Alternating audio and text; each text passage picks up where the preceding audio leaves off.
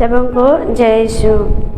संत मत्ती के सुसमाचार अध्याय 28 का वचन संख्या 20। मैंने तुम्हें जो जो आदेश दिया है तुम लोग उनका पालन करना, उन्हें सिखलाओ और याद रखो, मैं संसार के अंत तक सदा तुम्हारे साथ हूँ। कृष्ण में प्यारे भाई और बहनों, इस वचनों के द्वारा प्रभु हमें समझाते हैं कि हम लोग जानते हैं इस दुनिया में हम लोग किस परिस्थिति का सामना करना पड़ रहा है। इसलिए प्रभु हमें समझाते हैं कि डरो मत, याद रखो मैं तुम्हारे साथ हूँ।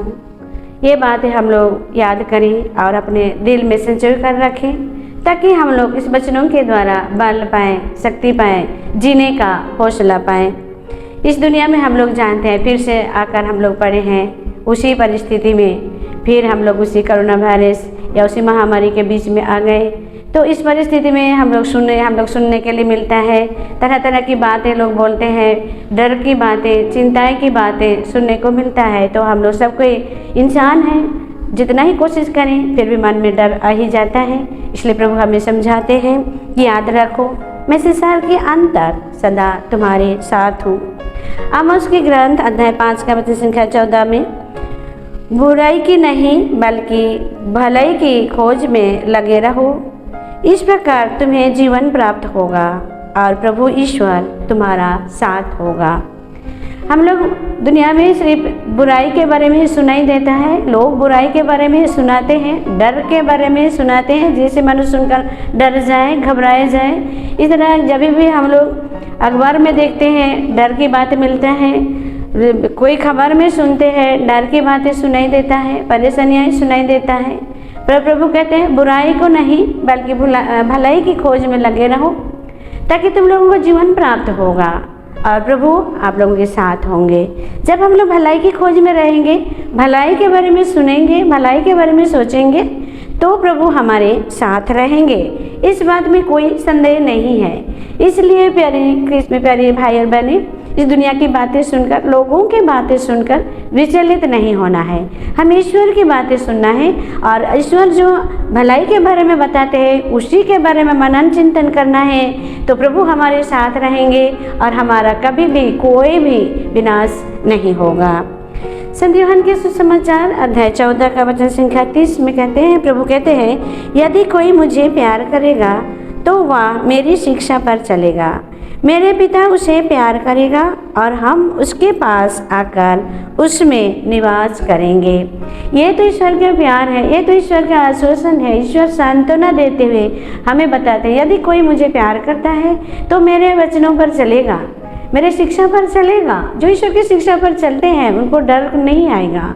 वो लोग कभी भी बुराई के बारे में सुनेंगे पर उसके बारे में सोचेंगे नहीं, क्योंकि ईश्वर हमें प्यार करता है और हमारे भलाई के बारे में ही सोचता है और भलाई के बारे में ही हमें सिखाते हैं।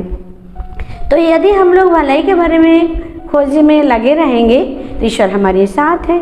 यदि ईश्वर हमारे साथ है बोलकर हम लोग मानते हैं और स्वीकार करते हैं तो ईश्वर हमारे साथ है और हमारा कभी भी कोई हानि नहीं होगा। स्तोत्र ग्रंथ अध्याय 34 का वचन संख्या 19 में प्रभु कहते हैं, प्रभु दुखियों से दूर नहीं है, जिनकी मन टूट गया है प्रभु उन्हें संभलता है।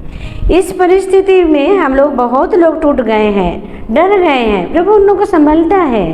और हम लोग दुख और पीड़ा से बहुत लोगों का सामना करना पड़ रहा है, पर प्रभु कहते हैं दुखियों से प्रभु दूर नहीं रहता है। नबी ईसाइया के ग्रंथ अध्याय 41 का वचन संख्या 10 में प्रभु कहते हैं, डरो मत मैं तुम्हारे साथ हूँ। कोई भी परिस्थिति में हो तुम लोग, मैं तुम्हारे साथ हूँ, चिंता मत करो, मैं तुम्हारे ईश्वर हूँ, मैं तुम्हें शक्ति प्रदान कर तुम्हारी सहायता करूँगा, अपनी विजयी हाथों से संभालूंगा। ये दुनिया में कोई क्या हुआ है नहीं हुआ है, क्या हो रहा है नहीं हो रहा है, फिर भी प्रभु हमारे साथ है। ये हमारे लिए मायने लगता है। क्या हो रहा है वो हम लोगों को सोचना नहीं है।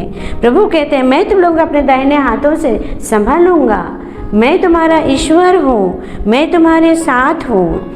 आमोस के ग्रंथ अध्याय 9 का वचन संख्या 2 और 3 में प्रभु कहते हैं, यदि वे आधे लोक में पहुँचेंगे, यदि वे स्वर्ग पर भी चढ़ जाएंगे तो भी मैं उन लोगों को अपना हाथ बढ़ाकर बचाऊंगा, संभालूंगा।